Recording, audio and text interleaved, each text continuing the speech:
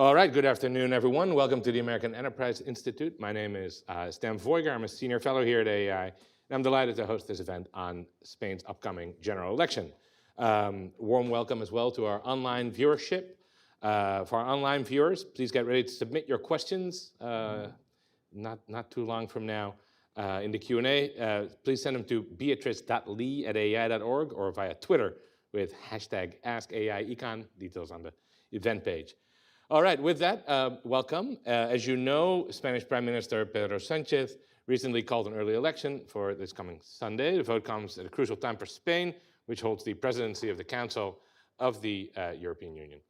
Long dominated by the center-left PSOE and the center-right PP, the Spanish political landscape has fragmented in recent years as challengers on the far left and the far right joined regional and separatist parties in determining the balance of power at the national level. I'm going to show 3 quick slides for those of you who are not entirely up to speed to illustrate this graphically. Here you see the results from the 2 most recent general elections, both of them in 2019. As you'll see from the illustration on the left, the 2 large blocks on left and right did not manage to secure an absolute majority in the Congress of Deputies, which is the dominant Spanish chamber of the General Courts, as its Congress is called. You see that on the left you have the PSOE, the Social Democrats, and what was then Podemos, which is now in effect become Sumar, which is the far left party. They do not quite add up to an absolute majority. On the right you have the traditional center-right European People's Party, Partido Popular, plus the farther right Vox, which also did not quite add up to an absolute majority. And so here you see that these many small parties that we'll talk about a little bit as well held the balance of power for the past few years. There's a chance that a similar scenario will materialize now. The polls have been reasonably stable in recent weeks, show an advantage for the Partido Popular over the PSOE. The 2 sort of most obvious coalition partners are basically tied. And then the other parties, again, are at about 10%. This will translate into a number of seats. It's pretty close to proportional in this chamber. And so here's an example of a seat projection from YouGov, where you see the Partido Popular with sort of a point estimate of 103 seats, and then Vox with 42, which adds up to almost 178. And so at their precise call, they wouldn't quite have an absolute majority, but they'd only need 3 additional seats to get there. And so, we can talk about how that might materialize, but you see that well within the confidence interval is an absolute majority for that combination. Anyway, our mission today is to talk about how we came to this point, what's at stake in this election, what we're likely to see after the polls close. To that purpose, we'll first have a conversation among ourselves, then we'll take questions from you and from our online audience. With that, let me welcome our distinguished panel of experts here. Immediately to my right is Pablo Pardo. He's the US correspondent for Mundo, as well as a fellow at the Aspen Institute of España. Then Francis Burwell is distinguished fellow at the Atlantic Council and senior director at McClarty Associates. Jesús Fernández-Villaverde is the John H. Macon Visiting Scholar here at AEI and a professor of economics at Penn. And then finally, my colleague Dalibor Rohac is senior fellow here at AEI as well in foreign and defense policy. And so, Pablo, why don't you kick things off by setting the stage for the election by telling us a bit about the Sánchez administration and about the campaign, what the main themes have been. Okay. Thank you, and thank you all for joining. Thank you very much, Stan, and thank you to the American Enterprise Institute, and thank you to all of you for being here. Well, I mean, basically the critical thing that we don't know is if there is going to be a government, a functioning government after this election. Perhaps there will be another election in a few months. I mean, all the polls say, the graphs that Stan showed, that very clearly that the Popular Party is going to win. The big thing is if it's going to get enough seats, the Popular Party plus Vox, which we could say is the far right in Spain. It's a new political party. if they will agree to form a coalition government, what will be the situation. On the other hand, statistically, there's a rather small chance, but we never know, particularly after the US in 2016 or Brexit or God knows what, that the socialists could continue in government with, let's say, the successors of Podemos, which is the far left party, and possibly some support, implicit support in parliament from other political formations. So, I mean, this is the basic thing. I mean, the critical thing that I think is important to keep in mind is that in Spain, now for the first time since our democratic restoration almost 5 or 4.5 decades ago, there's a coalition government. And it seems almost certain that the next government is going to be a coalition government as well, probably a Partido Popular plus Vox. Or whatever is, let's say, the era of two big parties in Spain seems to be over. Traditionally in Spain, left and right were basically equal, around 50% of the vote. This is kind of a very crude concept, but let's keep it for the sake of clarity. The Popular Party used to have around, of this 50, of the conservative 50%, it used to have like around 80%, so 40% in total. The other 10% used to go more to nationalist parties in Catalonia and in the Basque region. This has disappeared with the appearance of, with the eruption, I would say, of Vox, which is a party that, I mean, got a big boost after the failed Catalan referendum, and also after some, I mean, some, let's say, discontent on part of the conservatives with the Popular Party. And on the left, the socialists have also lost, or apparently they seem to have lost. I mean, we don't know what will happen in this election, but that 80% that they have, and then there was like another 20% that was basically what it used to be called United Left, which were like communist, Greens, etc., with the eruption of Podemos, which is another party that, I mean, started basically during the Euro crisis. So we could say, again, for the sake of clarity, that it could be like the Spanish Syriza, comparing it with Greece or something like that. And it's also like a very crazy, or well, very heterogeneous combination of, I mean, you have from classical Marxists to social democrats. So I mean, this obvious fracture in the government, or in the, let's say, in the political spectrum right now. And this is the big thing that is now for debating, that is now to be, I mean, decided what happens with it on Sunday, basically. Excellent, Pablo. I want to follow up on two things you said. So one, you talk about how there used to be these stable blocks that covered, you know, the left and the right. To what extent can we simply think of the PSOE and Podemos as, you know, basically the same thing as the PSOE and Izquierda Unida were, you know, with some reallocation of votes across the two? And to what extent can we simply think of Vox as what used to be the rightmost 25% of the PP, or are they fundamentally different parties? Is it simply fragmentation, or is there ideological drift, or is there a new impulse, right? So I guess part of what I want to know is, in a lot of Western European countries, you have these upstart far-right parties, or, you know, very new animal rights focused or whatever left parties. But I don't think that's quite what we're seeing with the PP and Vox. It feels like it's just a party that's broken into two, and you can do that in a proportional representation system. Yeah, I would say so. I mean, it's, I mean, oftentimes Vox is identified as a party that owes everything to the Catalan secessionist movement, and I think this was the watershed. This was the turning point for Vox. But Vox actually, let's say, grabs a significant portion of voters on the right, or the most conservative side of the Popular Party, in my view. So, I mean, Vox, for instance, makes a lot of puts a lot of emphasis in social issues, gender, etc.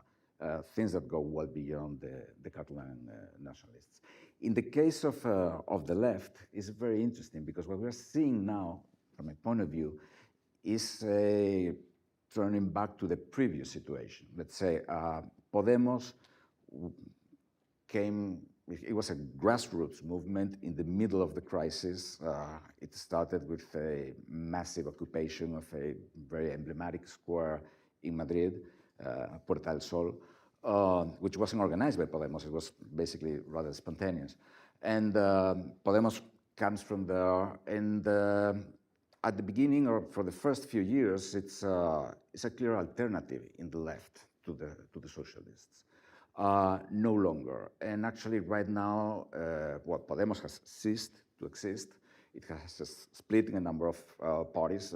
Basically, there are two of them. One is Sumar, and the other one is Más País, which could be translated as more country or more nation. I mean, it's not easy to translate. But it's going back to the old united left with, animal rights and, of course, a lot of weight of gender issues and social issues and etc. But it's like the old left, let's say the new left that is happening in many cases. I would like to point out something very interesting from my point of view, which is, with Sanchez, he managed to have a coalition government with Podemos, which is a party that at the time was the leader and founder of Podemos is Pablo Iglesias, who can be described as a classical Marxist.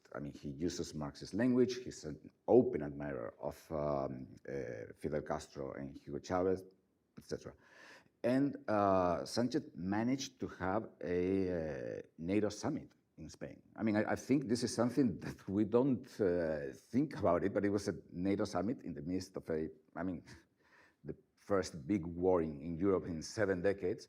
And he managed to, at least in terms of foreign policy and in many areas in economic policy, he was able to basically obliterate Podemos. Excellent. There's a second thing you mentioned I want to come back to, which is the situation in Catalonia. But let's first go to Francis now. We're talking a bit more about foreign policy. As I mentioned, Spain is holds the presidency of the Council of the EU. I think many people in Europe outside Spain were a little taken aback by the decision to call an election right at the beginning of the start of this semester. How do you see that? What do you think is going to come out of this semester? Any other thoughts on the election? Well, first I would say that, first thank you for inviting me. First I would say that we have seen this scenario before.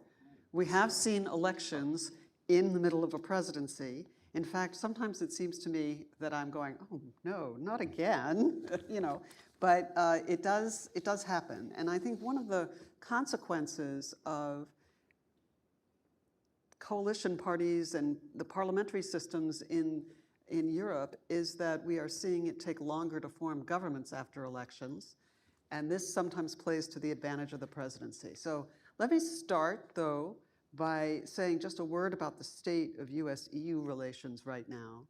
And I think generally one would say that they are very, very good. This administration has been very pro-EU, and not just pro-Europe, but pro the institutions of the European Union. So they've bent over backwards to recognize the importance of those institutions. We've had unprecedented cooperation, not just with NATO over Ukraine, but with the European Union. And we now have this new mechanism, the Trade and Technology Council, which is proving to be very valuable, not only in addressing the issues it's specifically charged with addressing, like AI and export controls and forced labor and things like that, but in helping through the relationships to moderate the inevitable disagreements that one is going to have. So for example, over the US IRA. So I think clearly the relationships that had been forged prior to that helped reduce the temperature in Europe about that. But we do have storm clouds on the horizon, and some serious ones. We have critical minerals agreement to be negotiated. This is one of the things that President von der Leyen and President Biden decided on following the IRA. We have negotiations on green steel. Those have a deadline of sometime in October. And if we don't figure this out, we could see. Can you give a bit more background? So the green steel, you may recall the steel and aluminum tariffs that President Trump put on the Europeans.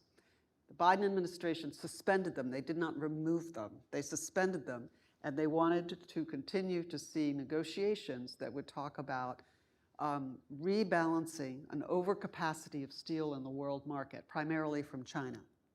Where we are in the negotiations right now is that the Europeans are saying, well, if you define green steel and only trade in green steel, we'll all be fine. And the Americans are like, no, China could trade in green steel. They could move that way. So we're not at an agreement right now. And if we don't make an agreement, the Trump-era tariffs come back on. The can could get kicked down the road. We don't know. We've also had a lot of legislation in Europe. It's still continuing to come through the pipeline. A lot of digital legislation, a lot of ESG or environmental legislation. And we are not yet seeing the impact of those on companies, but they are now starting to come into effect over the next 2 years. And some of that will be painful. We have just had the announcements of which companies will be gatekeepers under the Digital Markets Act. And most of the big American tech companies, quite a number of them, I think there's 7 overall, are gatekeepers, along with ByteDance and Samsung. So it's not just Americans. So we are in this environment where right now we have a pause, things are nice. This is our biggest trading and investment partner, and you inevitably have things get tense in that relationship just because it matters so much and we do so much business. As I said, elections in the presidency country have happened before, and I'm a bit skeptical that they are going to have a significant impact on transatlantic views of the presidency. There are some things that they could affect very much. But I think, first off, for those of you who are not EU junkies, the presidency is chairing, the main thing it does is chair the meetings of the member states. So in the legislative process, you have the Commission proposing, Parliament deciding what its view is on a particular legislation, and then the Council deciding what it wants to do, and then negotiating with the Parliament. And the presidency country leads this effort. Because they're leading this effort, they have to be neutral. And so they cannot really do as much or be as active as Spain would be for its own interests while in the presidency. All presidencies publish their priorities, but it's big blocks of issues, right? And it's not really something, it's not, what they don't do is go and say, we, Spain, want this. Instead, they're negotiating with their colleagues.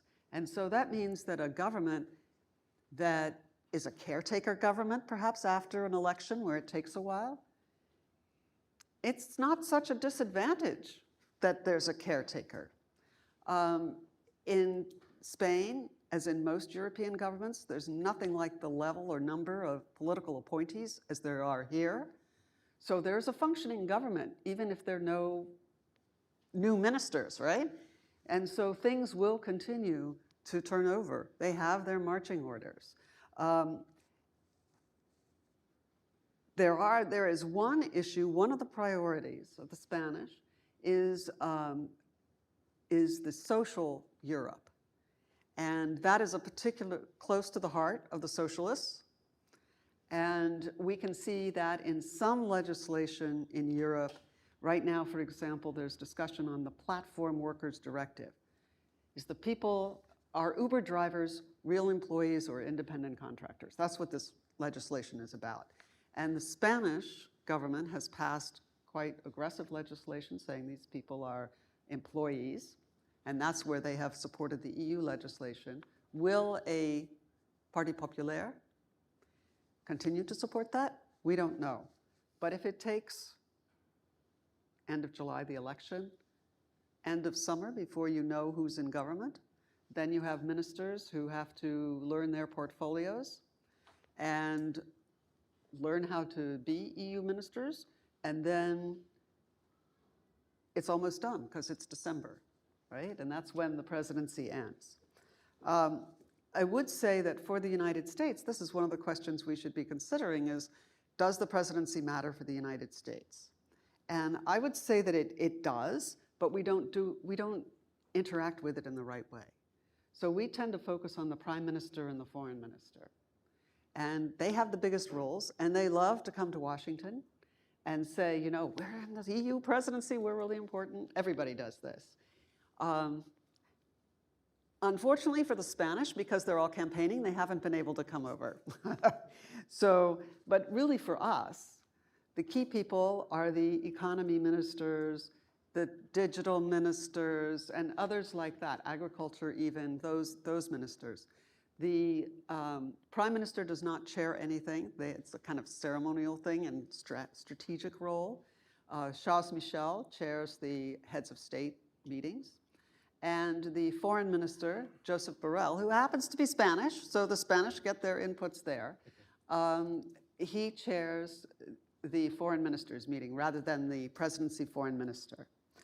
But the other ministers are chairing meetings that will result in EU legislation about critical minerals, about legislation on US tech companies, and things like that. So we, in the future, should pay more attention to those ministers, I think. That hasn't anything to do with Spain, but just.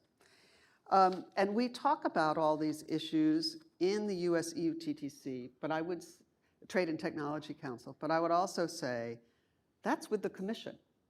And what we need to do is to start working as well with the member states, and the presidency country could be a good way to do that. But we have not exploited that. And I think that's something that we need to think about. Now I'm going to contradict myself because there are times when it's important not to focus on the technical ministries, but on the foreign policy of the presidency.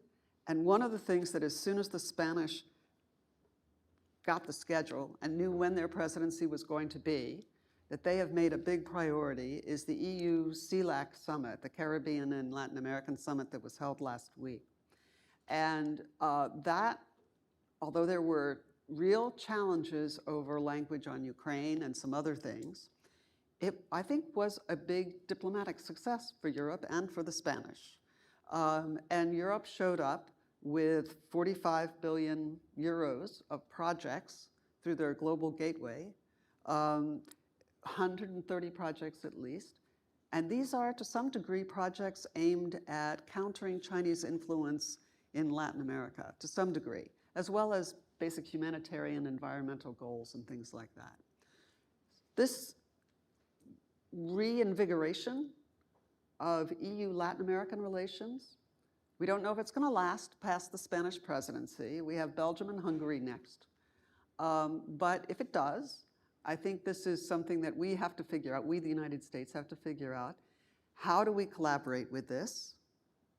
And what does it do in terms of our view of critical minerals that are in Chile when Europe just signed an agreement with them and stuff like that? So I think those are things for us to think about. I don't think this summit would have happened in the way that it did without the energy and timing of the Spanish presidency. This becomes an action-forcing event. So the question for us is, does the presidency matter to the United States? Yes, but limits. I think we need to use it more strategically. I don't think the Spanish election is going to be a huge, will be a huge problem for us. I think it's a lost opportunity for Spain. They could have been over here more, but that's the way the cookie crumbles when you call an election. So I'll stop there. That's right. The Latin American Caribbean Summit is another event that's interesting how it ended up unfolding given the presence of Podemos in the government and how muzzled that part of the coalition has gotten over time. Yeah. Anyway, we've talked about the politics, the international context. I wanted to ask Jesús to, in addition to whatever else you want to say about the election, to talk a bit about Spain's economic situation, sort of domestically, what you think might happen if there's a switch of the parties in power. Okay. What do you think of the sort of economic prospects of maybe of the continent as a whole? But really, whatever you want to talk about. Yeah, I know. Don't worry. I have many problems in life. Lack of words is never one of them. So there is a lot of uncertainty about what is going to happen on Sunday. There is something, however, that we know for sure. Do you agree with that seat projection? No. Okay. I think that Pepe is going to do better than that, and Sumar is going to do worse. So my personal bet, I was betting this morning with someone who actually has the internal tracking polls. Spain has a completely totalitarian electoral law where after Monday you cannot publicize any poll, which is completely unfair because if you are in a political party, you have the polls. So I was talking with someone linked with a campaign and he was telling me what the trackings were this morning. And so we were talking a little bit. My personal is Pepe, so that's what we bet on.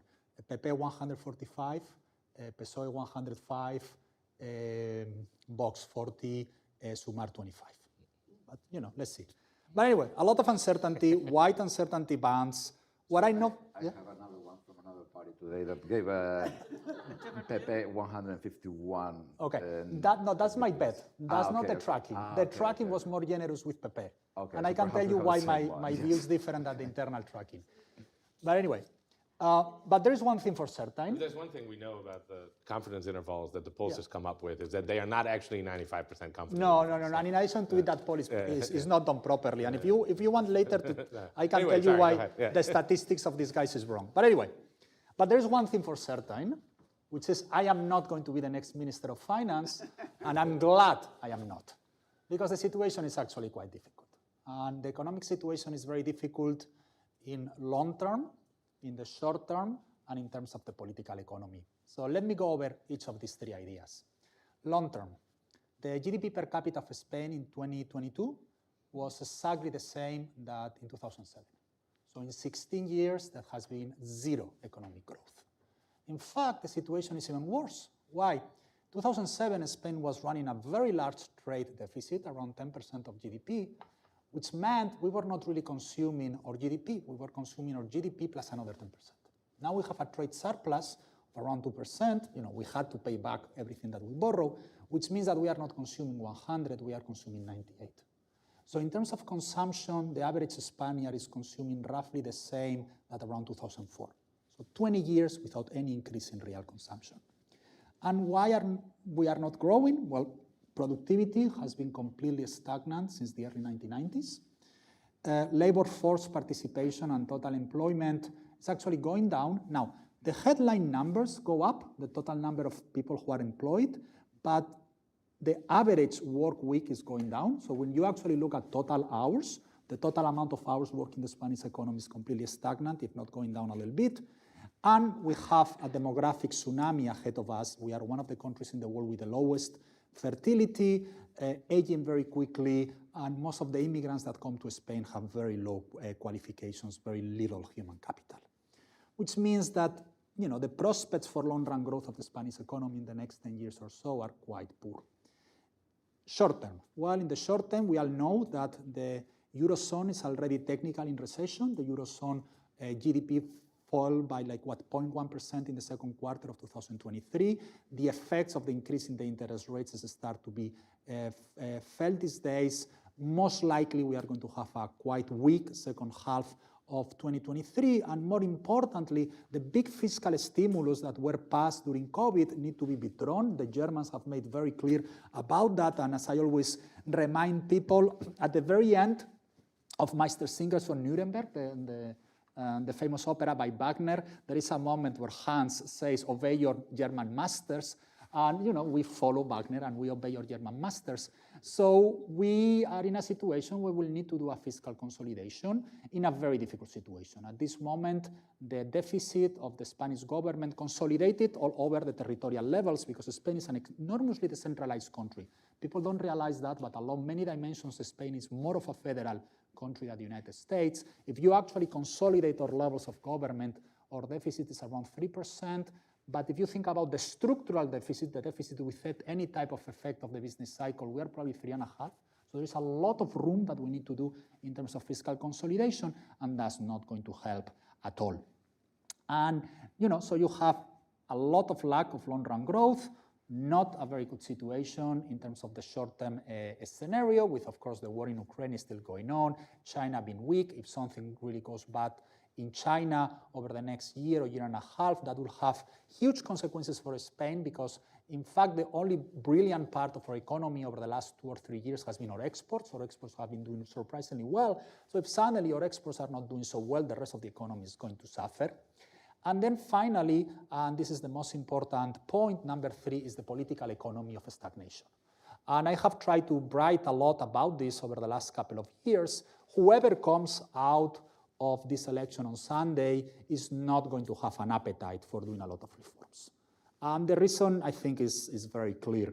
If on one hand we have a left-leaning government, it's going to be a government that is going to be the product of an extremely complex coalition, even more complex than the current one. And the last thing you are going to be willing to do in that situation is to change things or undertake painful measures like the ones one will need to increase productivity in the long run. If it is on the conservative side, we have... Do you say more complex because they need more small parties? Exactly. They will need even more small parties. And in addition to it, remember, the current government, the current coalition has had the support of Esquerra Republicana, like the left-wing nationalists in Catalonia. They are going to lose a lot of votes on Sunday no matter what, and Esquerra is going to be most unwilling to participate in a new government. So it's going to be really difficult.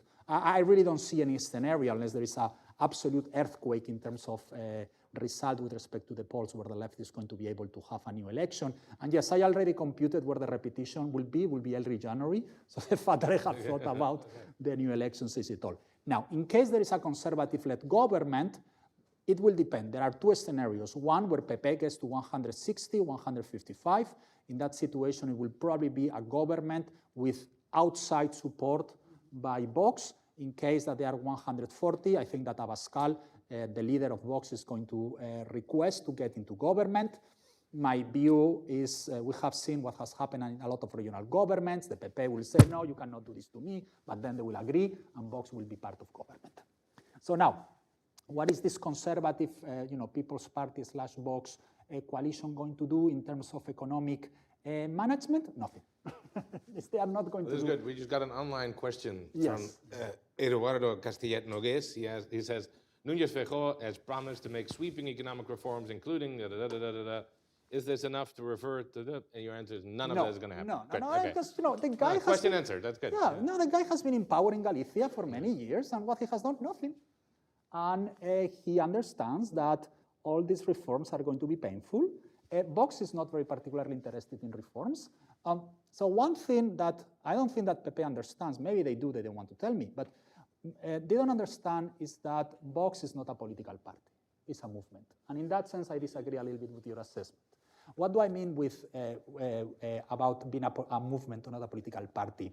Bouchardet, which I really think is kind of the brain behind Vox, he's not interested in governing.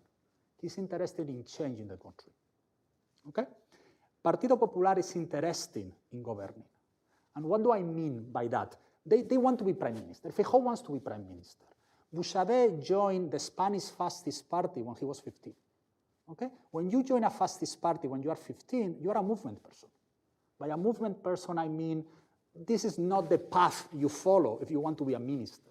The path you follow if you want to be a minister is join some nice non-governmental organization and have nice photographs of yourself doing something nice for the planet. Okay? If you join a fascist party, it's because you are convinced about. Or you join a non-fascist party. That's the other thing. No, you join a non-fascist party. But the point I'm trying to make is this guy has a clear view about what he wants to do. To be clear, I was asking him earlier whether I thought it was just the old right wing of the Partido Popular or something different. But so you're saying it's something different. Yeah. I think that in Vox there are two souls. There is the, I would say, national conservative, hardcore party that felt that Pepe has moved a little bit to the center, but I also think there is a lot of people who feel much more akin to Marine Le Pen or to Alternative for Germany, much more hardcore. And I think that Bouchardet and Monasterio, who are the intellectuals in the party, are in that particular situation. And what these guys want to do is to change the country. And for that, a successful PP government over the next 4 years is not in their interest. Because they are looking about 2030, they are not looking at 2024. And they are going to try their very best to make a government of the PP not being very successful. Because they want to heighten the contradictions. Exactly. They want to heighten the contradictions, the worse the better, which is going to make enormously difficult for PP to do anything. So for instance, let me give you an example. So that PP comes and says, we need to raise taxes. I told you before, we have a deficit over GDP of 3.5%.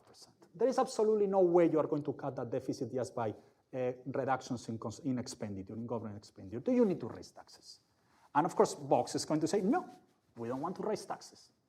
Okay, fine, let's reduce expenditure. Then Vox will come and say, no, we don't want to reduce that expenditure because actually that protects some group that we like. So it's going to be impossible. Okay, so Feijóo is going to appoint someone in the Ministry of Finance who I think is going to be a sensible person. And they are just not going to have the parliamentary majority to do anything interesting. So they will just handle the day-to-day, the paperwork will be handled, there will be some minor reforms at the end, but in 4 years we will have another event where I will tell you that Spain, instead of having been stagnated for 16 years, has been stagnated for 20 years, and that our debt over GDP has not improved, etc. So I'm actually quite skeptic and quite pessimistic that anything good will come over the next 4 years. The only silver line in all this, it will not be my fault, so I'm not. I see. Well, that's good and reassuring. Thank you, Jesús. I have a number of follow-ups, but let's first go to Dalibor to talk a little bit about the European security situation, Spain's role in it. Later on, we can maybe talk about Vox's position vis-a-vis the situation in Ukraine. But Dalibor, please go ahead. Well, Stan, thank you. And I should say that as somebody who has long suffered from imposter syndrome, I'm not being helped by the fact that Stan keeps inviting me to panels on subjects about which I know relatively little. So, I've been to Spain once in my life. I don't speak the language. My understanding of the country is mediated primarily through my perception of King Felipe's sartorial flair, which has been making rounds on the internet lately. So with that caveat and with a degree of humility, I would like to, I suppose, offer 3 different sets of comments. First one on the Spanish election happening in a sort of broader European context. Secondly, I would like to touch a little bit about Spanish policy towards Ukraine and Spain's place in NATO. And thirdly, offer some speculation about perhaps the future path of Spain's relationship with China, also in a broader European context. So other panelists might contradict me, but my general expectation and the sort of shared expectation looking from these polls seems to be that after Sunday, after some negotiations, Spain will have a government with a broadly center-right party and a party that could be qualified as far-right or populist right-wing. And it will join a number of European countries with such governments: Finland, Sweden, obviously Italy, not to speak of Poland and Hungary. And I think it is quite striking, and it's certainly worth noting that we are in Europe past the point at which such news would trigger immediate concerns about either the health of Spanish democracy or the future of the EU. And I defer to my fellow panelists about the baggage that Vox might or might not be carrying with them, and their past, and whatever else there is in the closet. But I think we are in a very different situation today relative to the year 2000, say, when such news would immediately lead other European governments to set up a cordon sanitaire, trying to sort of set aside this sort of supposed aberration on European body politic. And so we are in a world where these populist right-wing parties, if you will, are an integral part of Europe's political landscape, They will sometimes do well in elections. They will sometimes join governments. They will sometimes govern on their own. They will inform European policies. And I think the question is what that exactly means for Europe, because I don't think many of such parties are willing to follow in the footsteps of the UK. I think the Brexit example has taught many in these circles that they're trying to just leave creates more problems than it solves. And to me, the open question is whether the recurrent presence of these parties in European governments will mean a sort of hollowing out of the European project, or whether it will actually shape the European Union in the image of these parties themselves, in the sense that the EU would become more parochially minded, perhaps even ethnocentric, and inward-looking in its approach to policies, as opposed to being a sort of avatar for the rules-based liberal international order. And in fact, one could argue that it's already moving in that direction. I mean, with European Commission's vice president for protecting our European way of life, and controversies about whether US citizens could be Commission officials and so on and so forth. But it strikes me that there is, I'm saying this partly in jest, but I think there is a real paradox at the heart of the European project today, which is that it at the same time serves as a kind of an avatar for a way of overcoming nationalism and ethnocentrism and all these sort of demons from the past. But at the same time, when you look at the actual advances in the European project, those advances more often than not consist of recreating national level policies at the European level, whether it's European level industrial policy, whether it's the sort of effort to restrict immigration through a more coherent European approach, whether it is indeed the attempt to create a sort of European sovereignty or strategic autonomy or in this domain or in other. I'm not saying that's right or wrong, but I think it is worth for Americans in particular, those who project warm and fuzzy ideas on the EU as a sort of vehicle for universal progress, to reflect more carefully on what the EU actually is and what it does and how it behaves on the world stage. Now, it has to be said that the current Spanish government has been very constructive in dealing with particularly Russia's war against Ukraine. It has not stood in the way of any common European measures trying to counter Russian aggression. Spain has strengthened its participation in the forward presence, NATO's forward presence on the eastern flank. It's part of the Latvian multinational battalion group. Last week in Vilnius, there were news of a strengthening of the Spanish presence in Romania, 700 troops that are being sent to Slovakia. Spain is committed to meeting its 2% target by 2029. And there have been announcements of additional sort of procurement happening. So the aging F-18 fighters are going to be replaced by Eurofighters. There are rumors of perhaps F-35s being bought by Spain, but I don't think that decision has been finalized yet. However, meeting the 2% target by 2029 is not particularly impressive, given that when you look at the track record over the past decade, we've seen in absolute terms an increase in the defense budget by 25%. In absolute numbers, in sort of relative to GDP numbers, that means going from 0.91 to 109 last year, and this is over a period when Latvian and Lithuanian defense budgets tripled, when Poles are spending over 3% of their GDP this year.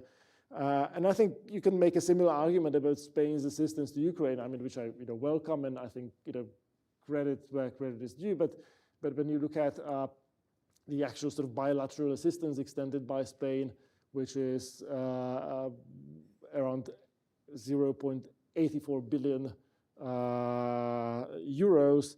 Well, it falls below the assistance extended by the Czech Republic.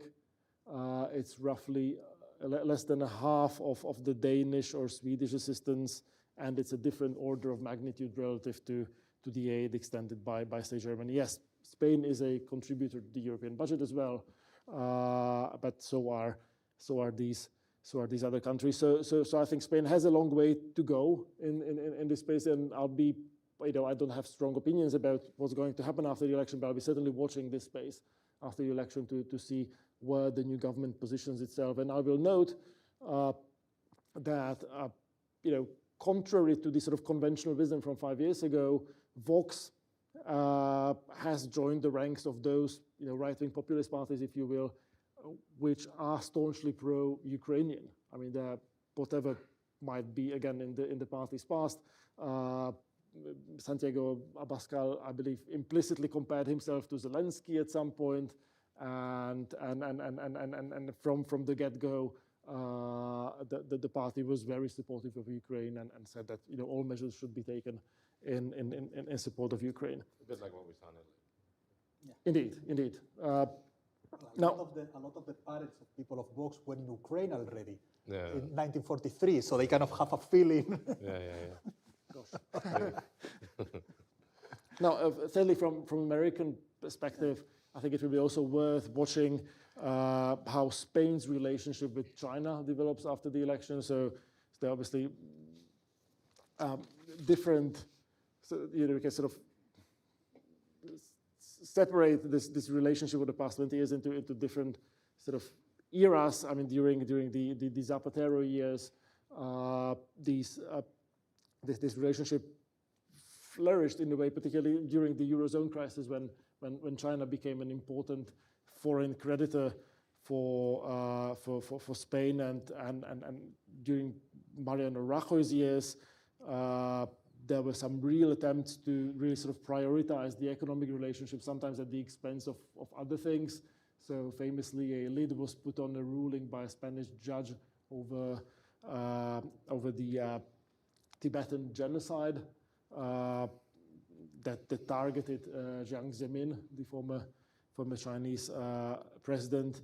But it seems to me that over the past 5 or so years, this relationship has cooled somewhat, and so has public opinion in Spain shifted, alongside really the sort of center of gravity within the EU. So Prime Minister Sánchez refused to sign a memorandum of understanding on the Belt and Road Initiative when President Xi visited Madrid in 2018. And it is true that Prime Minister Sánchez was in Beijing in March this year, right after Xi's trip to Moscow. That trip seemed to have been really circumscribed to this question of China's policy towards Ukraine. Recently, a 5G cybersecurity law was enacted in Spain that opens the door towards designating Chinese companies as high-risk suppliers for 5G networks. And I'm completely agnostic about where Vox or PP lie on these, sit on these matters. Again, I'll be watching with great interest how things develop after the election. Awesome, thank you, Dalibor. And I think you once again survived my attempts to haze you by putting you on panels. You only feel somewhat comfortable with. So I want to give everyone the opportunity to follow up on anything they've heard that they disagree with or that they want to add to. So far, okay. I have a laundry list there. I have a laundry list. Yeah. Particularly, it's like keep in mind that 2 Spaniards, 3 opinions. So it's like this is guaranteed that there's going to be debate. No, I mean something that I found very interesting that we have not talked about here, and it's something that we never ever talk about in Washington, is the southern flank of NATO, the southern front, and that's something very important for Spain. And obviously right now, NATO, I mean, I didn't sleep last night because I was flying back from the Aspen Security Forum. And I mean, I was interviewing people, and again, this was once and again my question. It's like, what about the southern flank?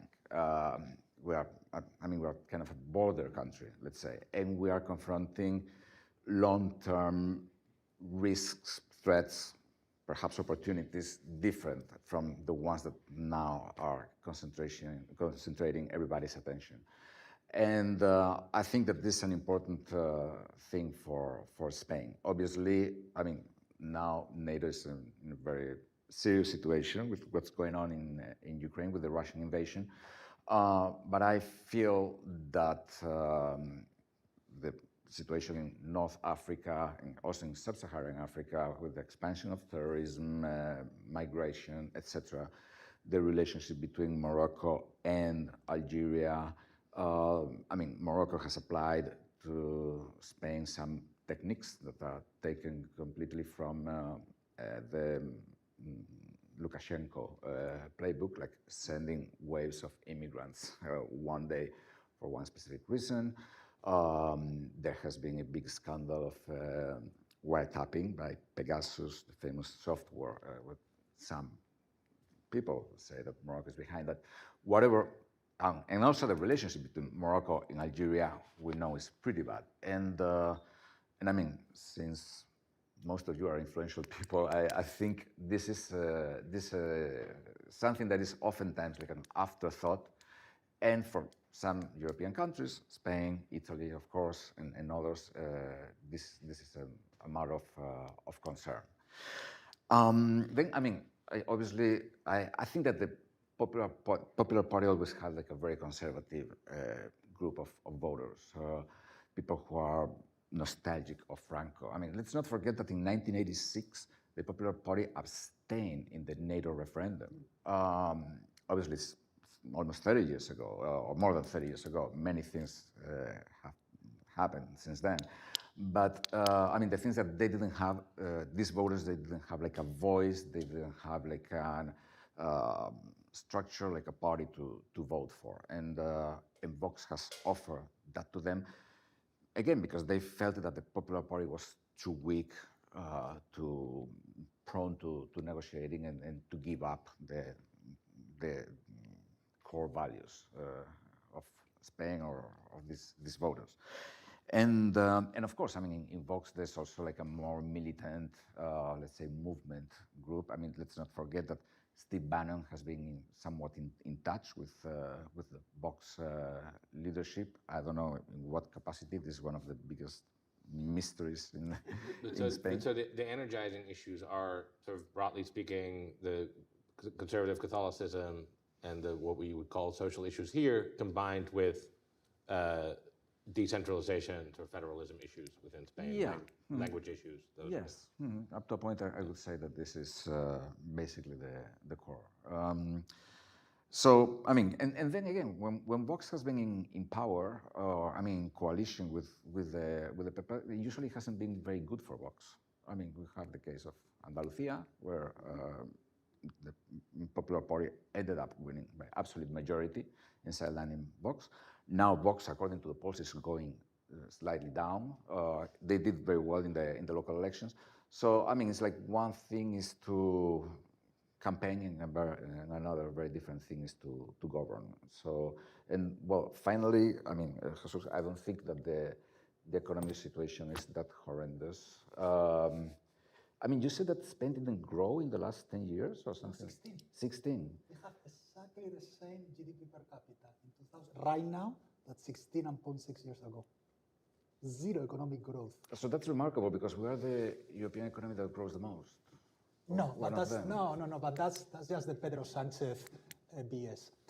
So, no. Which is completely bought by this No, institution here in what happened, 18th Street, what's it called, the IMF? Yeah, no, but but that's just a consequence of index price, of indexes and how you build an index.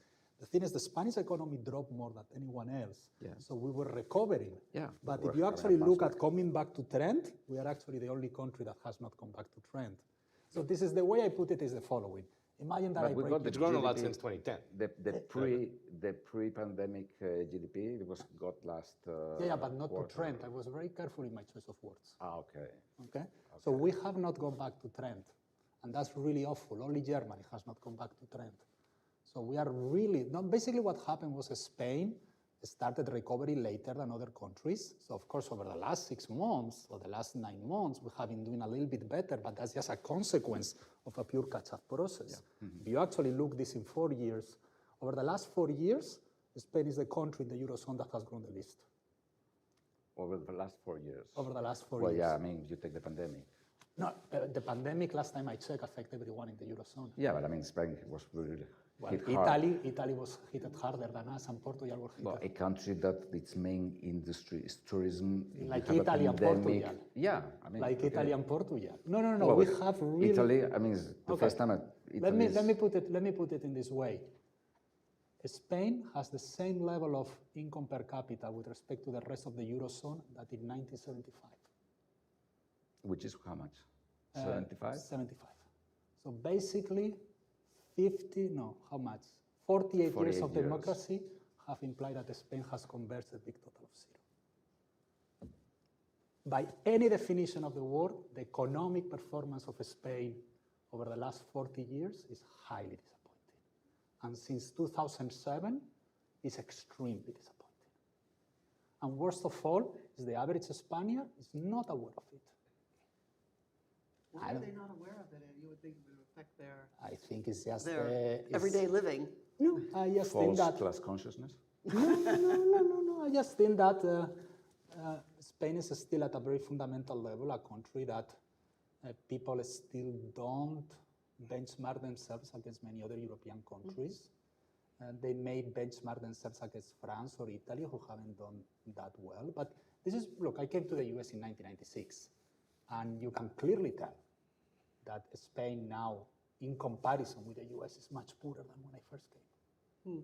You just go through the streets and you see, I mean, I go outside. So I actually have written about this. I think that one of the fundamental problems of Spain, in addition, is that the media is in Madrid.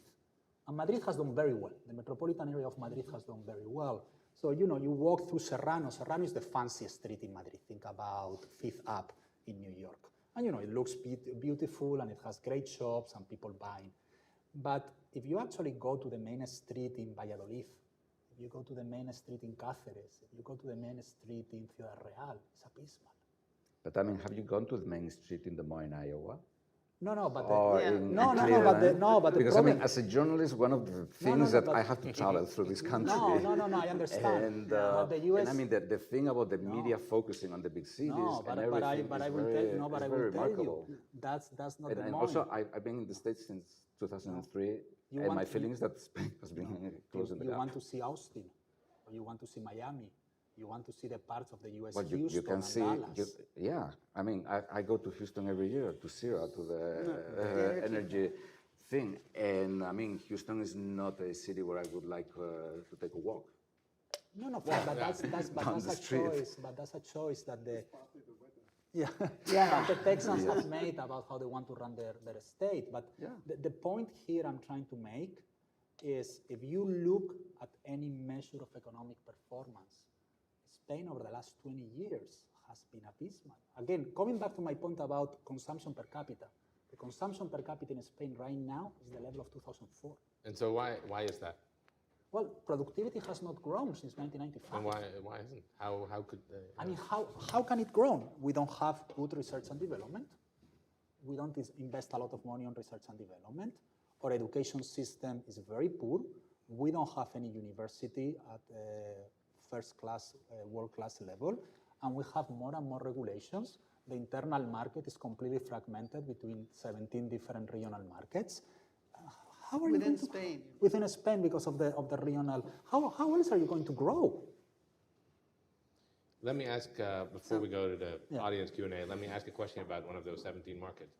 The situation in Catalonia calmed down quite a bit, I think, during the Sánchez period. Yeah. And it hasn't really been on the forefront of the campaign. Why do you think that is? Are we just going to continue with the current status quo? Would the situation change if there's a coalition government featuring Vox? Because I'm sure there are symbolic battles they would want to pick, and even, you know, pretty aggressive measures they've at least referenced. What do you guys think of that? Go ahead. Well, I mean, just very briefly, I mean, I think I mean, I think that that's a very tricky question, Stan, because I mean, it's very difficult to know. I think that so far what has happened in Catalonia is basically the secessionist movement has imploded to a great deal because of the... Because they completely overplayed their hand with the referendum. I think so. I mean, I think there was like some sort of magical thinking that this was going to work. Also, it's a very heterogeneous movement where other than the idea of independence, and it's an idea because, I mean, there's not a plan, or it's like how an independent, I mean, when you look at how it was played during the referendum, I mean, there was no day after planification. It's like, well, we become independent, so then what? I mean, it's like, oh no, the EU is going to come to us to beg us to join. Yeah, right. Even if our GDP hasn't grown in 20 years, but so I mean, I think it has imploded because of that. Again, however, there's a lot of, I mean, there are several parties. Vox can play that card either for their own interest, or the other parties, the secessionists, can play the card of Vox. So I think there's a lot of uncertainty on what's going on with it. But I mean, so far, I mean, as of today, I think that the movement is in kind of a semi-existential crisis. I mean, I wouldn't say existential crisis, but it's like a crossroads. They haven't figured out what to do. I mean, this is my feeling more than my analysis, I would say. Jesus, Yeah. anything on Catalonia? Yeah. So I always say that Catalonia is above my pay grade. I don't really understand what the heck they wanted. The way I always thought about it is kind of similar to Pablo's. So there was a group of Catalan nationalists who wanted to become independent to be Switzerland. Small, open economy, very liberal, very pro-free market. Then there was another group who wanted to become independent to be Denmark, you know, social democratic, high taxes, high welfare state. And there was a third group who wanted to become independent to become Venezuela or Cuba. You know, why you want to do that? Well, that's a different issue. But you know, if you go to the webpage of these guys, you will realize they are out there. So basically, you have a movement that is divided in three parts. It's very similar to the Brexit movement. Yeah, to some sense. Yeah, but you basically have the people who want to be Switzerland, the people who want to be Denmark, and the people who want to be Cuba in a table. And then you are surprised they cannot reach an agreement. I mean, to me, the surprising thing is that they don't stab each other in the meeting. You know, the police needs to come and arrest them. So yeah, I don't know what they are going to do. It's a very funny situation. Unfortunately, I'm not smart enough to be able to make any forecast. Fran, any closing comments before? Just, I think that Brexit has given all of Europe a lesson. And I think I'm not surprised that the movement has faded a bit, because the reality is that if Catalonia left Spain, Spain would be able to veto its re-entry into the EU. Yeah. I mean, let's just get right down to brass tacks about it.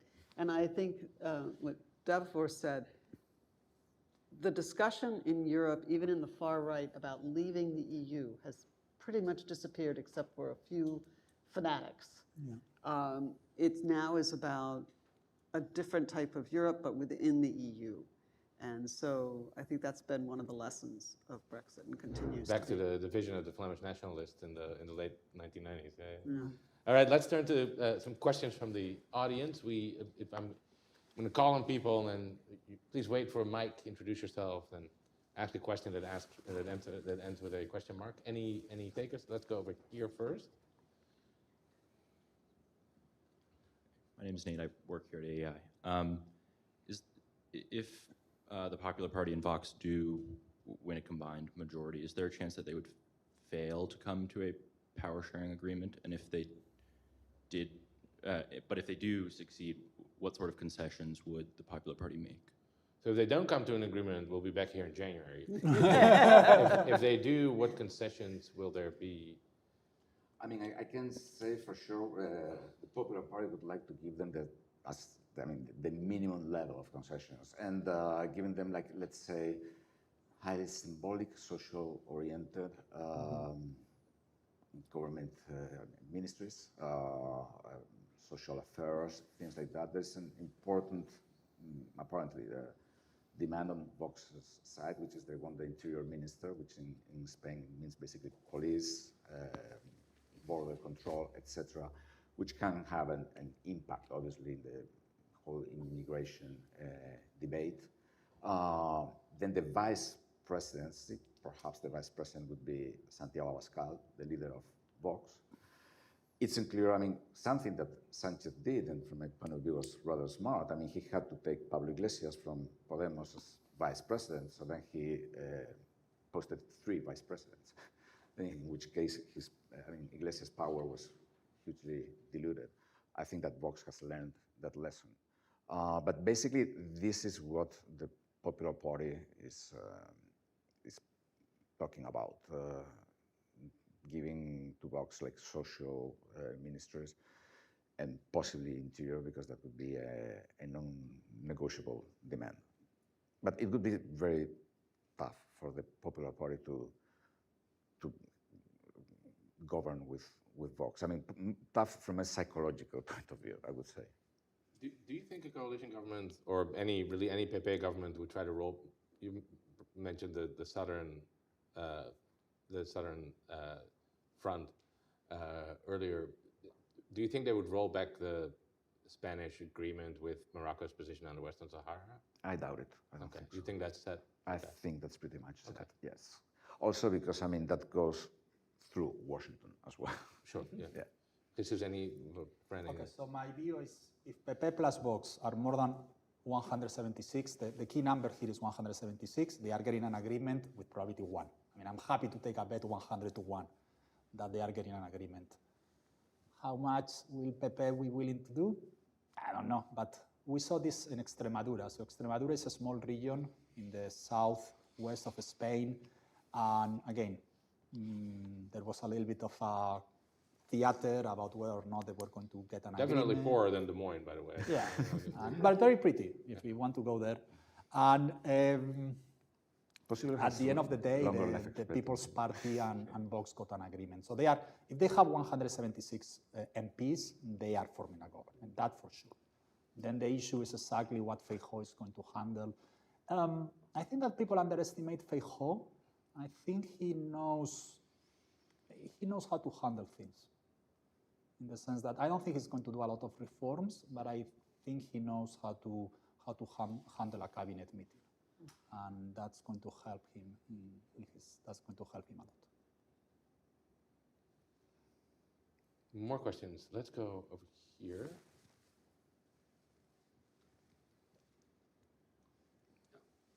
My name is Zhang.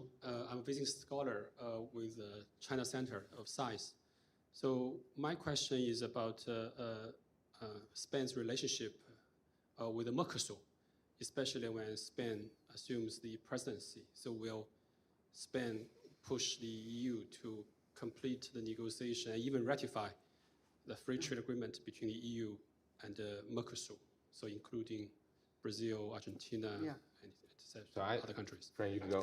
I'm pretty, just before, I'm using my prerogative. I'm skeptical. It was pretty difficult to get the Canadian free trade agreement passed. I think this one's going to be, it has to pass so many national legislatures. It seems impossible that, I don't know why we give them power, but that the Wallonian Parliament will agree with this. So, but even the Dutch legislature struggles to approve the Canadian treaty, and that the composition has since changed, and I think in a way that makes it even harder. I don't know how you. Well, they took some important steps forward last week. So President Lula at the summit said that he was more interested, whereas before he'd been like, no, we're not doing this. This is insulting that you want us to sign this other letter about environment and social issues. And but he was more forthcoming and said that in a few weeks they would have a counter proposal, Brazil being in the rotating chair of Mercosur. I think it's possible that we will get an agreement between the Commission and Mercosur towards the end of this year, maybe, but then we face this problem, and that's the ratification by Parliament and by the member states, and I just don't see that really being a reality. I think the Spanish presidency will continue to push so that this happens by the end of December, the actual agreement. But the reality is that, sometimes some of these like Canada was provisionally applied. So now you get into trade law, and I'm not going to go there. But I think the real trade benefits or the prospects for trade between the EU and Latin America right now are really more on the specific agreements on critical minerals and things like that. So much more limited, much more targeted. But I wouldn't be surprised to see a Mercosur agreement signed by the end of the year. Signed but ratified. Understanding exactly Not ratified. initial Mercosur agreement, I mean, the idea was shelved because of opposition from Paris and Austria.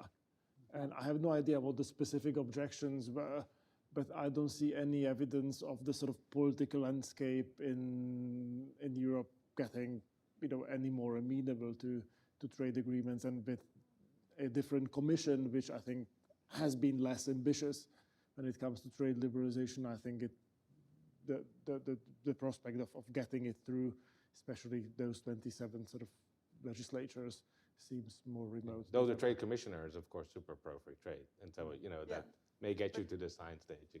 But the other thing is, if you even take my optimistic projection and say they sign at the end of the year, Parliament has like 3 months before they leave for election, and then you have a new Parliament coming in.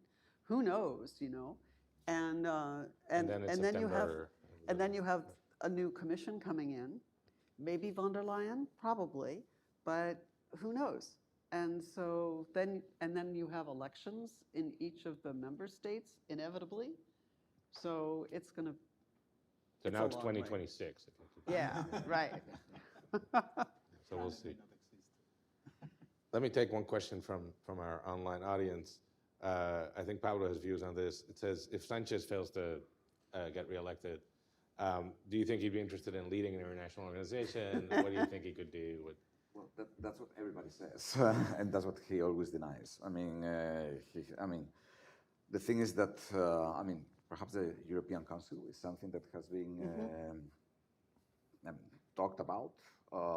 Some other people mention NATO, particularly right now that Stoltenberg is going to stay 1 year more. But this is just pure speculation. It's like the finance minister, for instance, Nadia Calviño, she's apparently, she has many chances of leading the European Investment Bank. Yeah. His cabinet is rather international, or particularly international for Spanish standards. And some of his ministers, they have been in the European Union, in international bodies, and so on. And he always has shown a lot of interest in foreign affairs. So who knows? Good. Yes, let's go here. Please wait. Please hold for the mic. Please hold the mic. Sorry. Hi, my name's Quenby Wilcox. My organization is called Global Expats.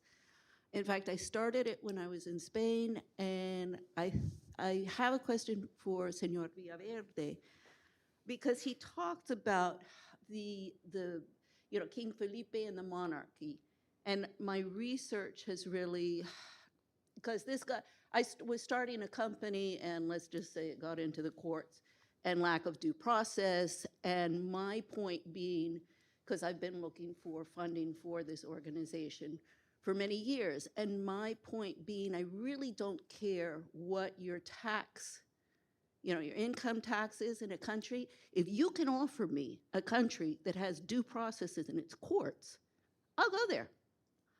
So I guess really my question is, see, what I've found is the Spanish monarchy, the Spanish Constitution is utopian. When I went in and started looking at the Spanish Constitution, because one of the founding fathers in my family tree. Would you mind getting to your question? Sorry? Would you mind getting to your question? Yeah. So I want to bring back to the Constitution of the Americans, which was 200 years before the Spaniards. Now, this is utopian, but we can't get them to apply it. None of the legal community, human rights community is not overseeing that. The Spanish government's not overseeing it. The Spanish monarchy is not seeing it. And this is going on everywhere. We have it in the UK as well. This gets into the. Sorry, can I again ask you to get to your question? So what can we do to address the problems with due process. Okay, so I'm not quite sure I understood the question. The legal system in Spain has many substantial problems. I study law. I know. I have a law degree. ICADE, Yes, in ICADE, with all the niños pijos de Madrid. And my professor of commercial law always talk about the atávico y torticero formalismo del derecho español, which will be translated roughly as the cumbersome and medieval formalism of Spanish law. Spanish law is based on the civil tradition, on the civil law tradition. It's a tradition that emphasizes formalism. It's a tradition that doesn't care a lot about substantive results as long as you have crossed all the T's and dot all the I's. And short of getting rid of every single judge in Spain, closing down all the law schools and starting from scratch, that ain't going to change. So, you know, there are facts in life. I'm, black hair. I'm never going to be a blonde. So, you know, I just accepted that. It's neither good nor bad. Spain is never going to have a well-working legal system. We just need to live with that. You know, that's facts in life. Eh? C'est la vie. Eh? Pas des choses we can do. All right, we can maybe do one more question, but not really. So raise your hand. Here, let's go over here. Please wait for the mic. Eric McClellan, Wilson Center Global Europe Program. I'm just wondering, how do you think the elections in Germany with AfD winning surprising municipalities, how do you think that has affected Spanish voters? Is there a correlation between that and the rise popularity of Vox? Shall I take this one? I don't think it has. I don't think it's even made the newspaper really. But in any case, Vox is also not really rising in the polls. They're, if anything, kind of stable over the past few years. So I would say nothing. Sounds like there's agreement on that front. And with that, I will thank our panelists for joining us today. Thank you all for coming. Have a good day.